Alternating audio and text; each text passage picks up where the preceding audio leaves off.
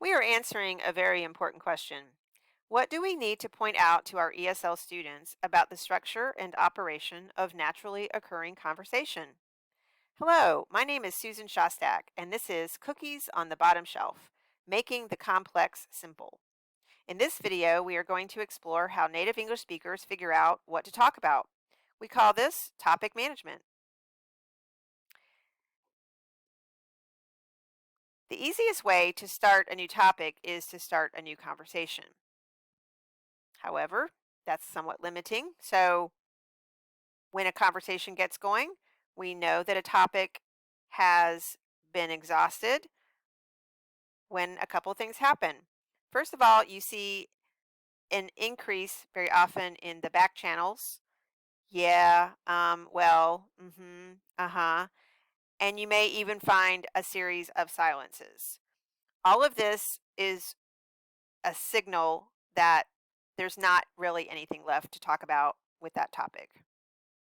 Another place that new topics often get started is when the conversation actually is beginning to wind down.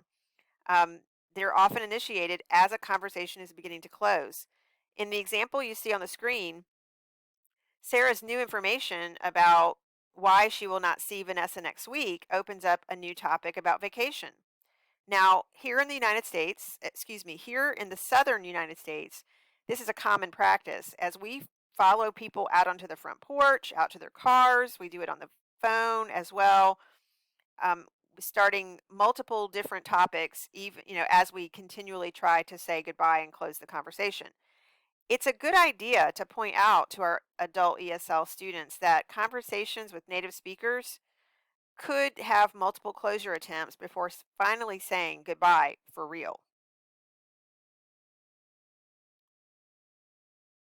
To keep a conversation going, we need to show interest in the conversation. We need to stay engaged.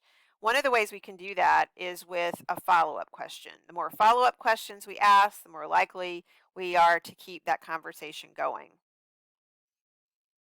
We also react appropriately when we want to keep that conversation going. When we want to stay on that topic, we're just continuing to react with, you know, appropriate positive or negative reactions.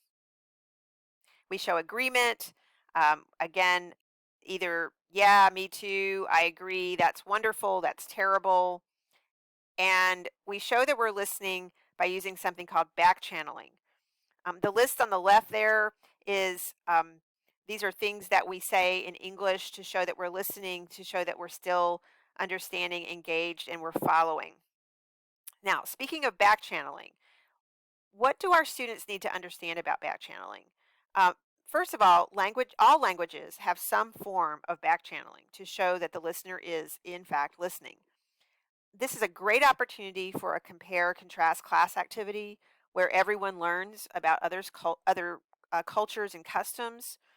Um, you want to point out to students, though, that the meaning of a particular back channel item can vary depending on the intonation. So there's a big difference between saying, oh, meaning now I understand, versus, oh, I wasn't expecting that.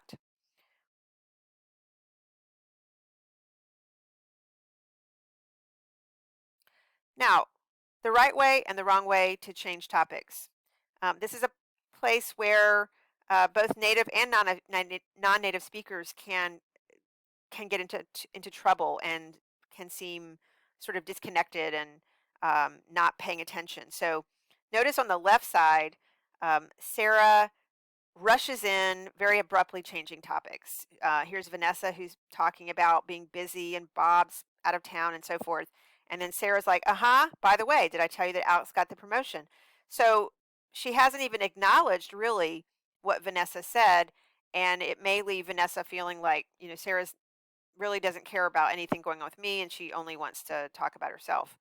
On the other hand, we have um, Sarah doing a much better job. So in this instance, she is still using the phrase "by the way" to change topics, but she's connecting her new topic to the old topic, and she's doing it only after she appropriately responds to and engages with Vanessa on that topic.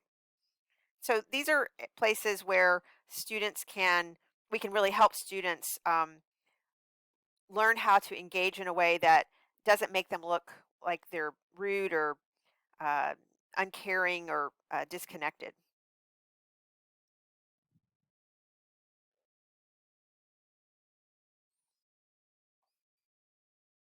Notice that these are mostly the same as knowing when to initiate a new topic. So obviously, changing the topic, initiating a new topic, when are we wrapping up a topic? Very similar places in the conversation.